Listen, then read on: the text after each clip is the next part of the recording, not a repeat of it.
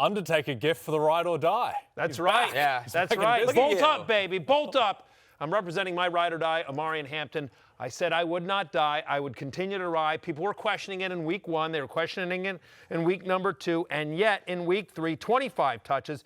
He had 26 total touches in the first 2 weeks, but 25 touches in week number 3, a 15% target share, Connor Rogers. Not bad. And 100% of the Chargers' goal-to-go rushes so far this season, including 71% of their red zone rushes as we get into the road-to-road player news. And that's the headline. Omarion Hampton, baby. Number 8 on the field, number 1 in your hearts. Fantasy ride or die. Suck it, haters. Wow. Yeah, you heard me. But you know what? Wow. No, in all seriousness, everyone was doubting it. Everyone was like, we did something last week on this show on Keep It Open or Close It Out. I said, I am keeping it open on him. I understand. And people are like, what about this guy? What about that guy? What about this guy? All the other people that people wanted me to suggest. And I said, no. I'm sticking with Omarion Hampton, who scores 24.9 fantasy points. You see it right there on your screen as we head into Monday Night Football, Jay Croucher. And I understand you're always concerned about Keaton Mitchell going off. But as we head into Monday Night Football. I wonder if he'll play. Yeah, exactly. Might be active. There's a chance he's active, Jay. But as we head into Monday Night Football, Omarion Hampton is the number 2 running back in fantasy for week number 3. And nothing in this performance struck me as fluky. The thing that was most exciting to me, Connor, because he's always looked the part. Yep. But the thing that was most exciting to me is they were able to create space for him, and they were comfortable using him in the passing game. To me, that was the key. Yeah, finally. They got him the ball in space a couple of times. We know how good he is in the open field, how hard-charging of a downhill runner he is. And then also, we said all week, eventually the pendulum is going to have to swing back the other way. The Chargers were throwing at an alarming rate, not just by Greg Roman's standards, but by any team's standards. And then finally it opened up some space for them to run the ball and throw to the ball to their first-round pick. And Jim Harbaugh talked about just how impressed he was with that performance against a good Broncos defense. Omarion, man, what a game he had. How about that? That was a gritty, there was, work. He put that work in today, and he was running with a purpose. Gritty performance by him. Just always lunging forward, surging forward. I think he caught the ball 5 or 6 times too out of the backfield, and added 70 yards in the run game. He had a heck of a game. Not really sure what that was. Jim Harbaugh is almost like, I almost feels like there was somebody in his ear saying, yeah, Hampton plays for us. Yeah, he's a running back. He's Omarion. Oh, yeah. It was like all processing. It reminded me of I took my younger Australian brother to the Yankees game a couple of weeks ago. It was like him watching baseball for the first time. Geez, Aaron Judge hits the ball far, doesn't he? Yeah. Unbelievable. Yes. Omarion Hampton. Yep.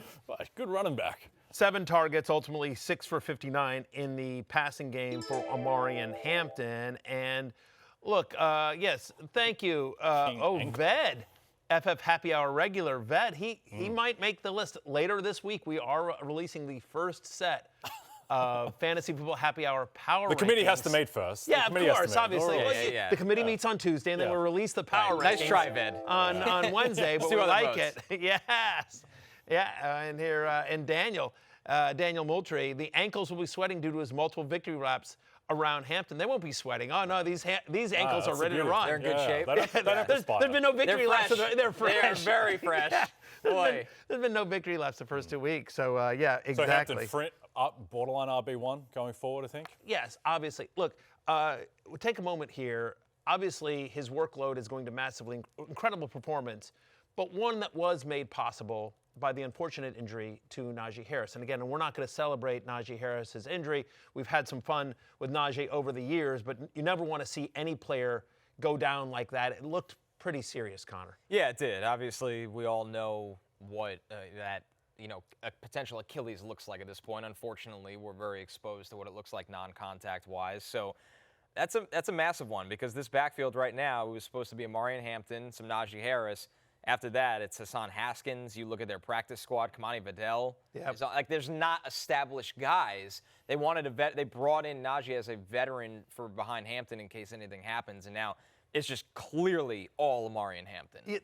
They'll sign a free agent. Like they'll need to add depth to that running back room, but no one that's currently available. And even if they trade, Jay, I don't know who. You know what I mean? Like I don't think it really matters that much. Right, it just doesn't matter so right either. now. Yeah. No. It is going to be all Omarion Hampton. And look at the Chargers' upcoming schedule. They're at the Giants next week, home to Washington, at Miami, home to Indianapolis. Now, the Giants have a good defensive line. My Commanders aren't terrible. Colts are solid, but like none of those defenses scare you the way some of the defenses they played in the first 2 weeks here. It should be smooth sailing, just massive workload.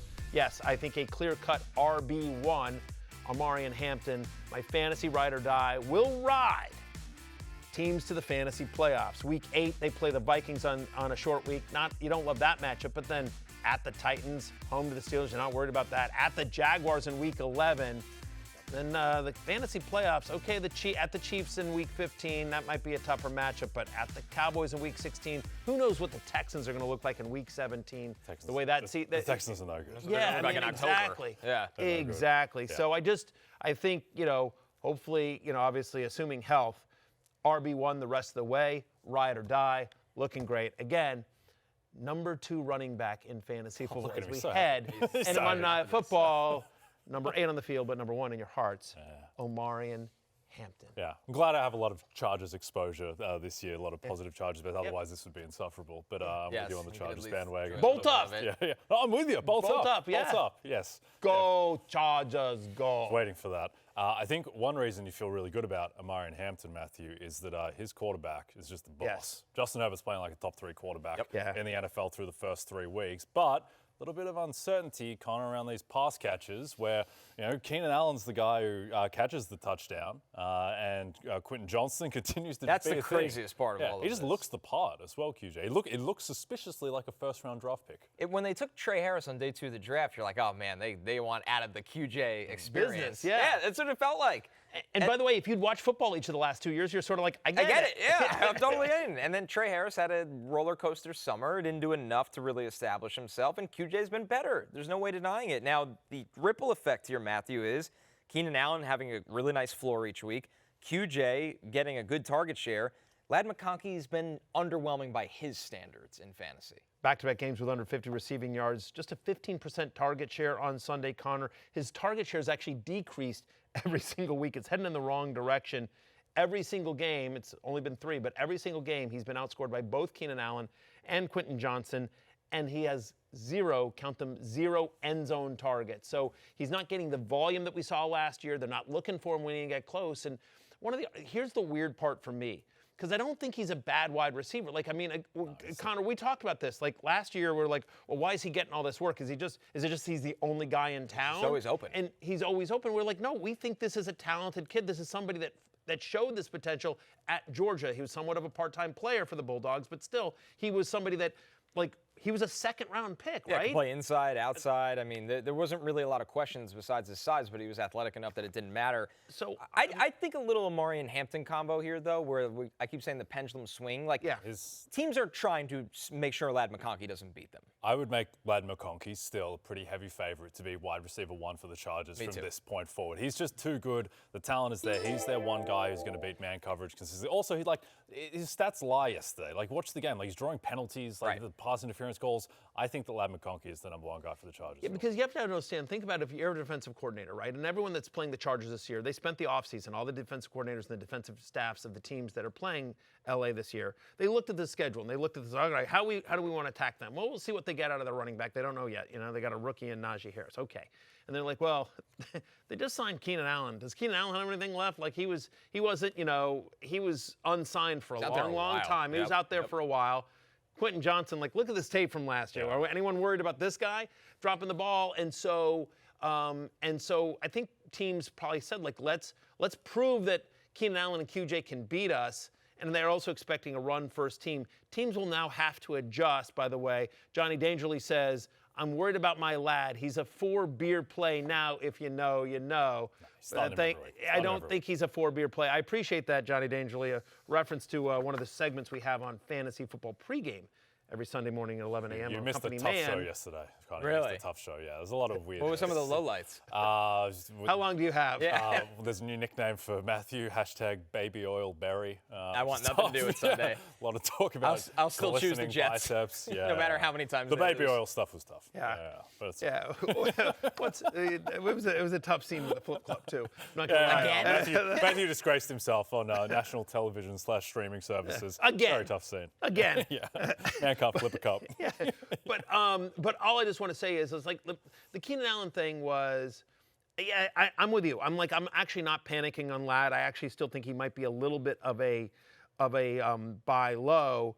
Although weirdly, I don't think Allen or QJ are sell highs. I think this is somewhat legitimate. I mean, Keenan Allen didn't do much in the first half of this game, and then as they were starting to come back, he opened up, and then the touchdown. It seemed like that was kind of a broken play. It did not seem like that was That's kind of what he does, though. I know, Right, but yeah. they I have such a connection. think QJ is a bit of a sell high. I don't think this is going to sustain. Like, if Ladd has to go up, one of these guys has to go down, and I feel like Quentin Johnston's going to go down. I feel like Keenan Allen just kind of is what he is. Like, they have the rapport. I feel like it's more likely, like, who's it more likely has like a 2 for 29 week? QJ or Keenan Allen? I think it's QJ. Of course, 100%. I guess I just think the Chargers are passing it so much, they're so higher over expected, and Herbert, to your point, looks great. They're 3-0, and they've won 3 divisional games, so I don't know why the Chargers suddenly say, like, hey, we need to go back to ground and pound. Like, it's working, and so until somebody stops it, and so QJ gives them that deep threat.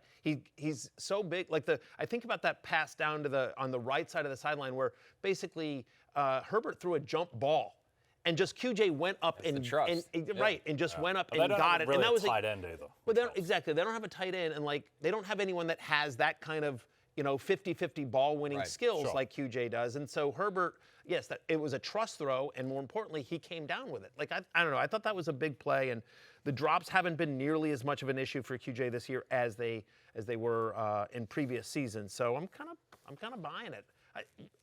I don't think he continues this level of production, but he's absolutely a fantasy starter to me. Sure. And needs to be rostered in any league that he's not for some reason.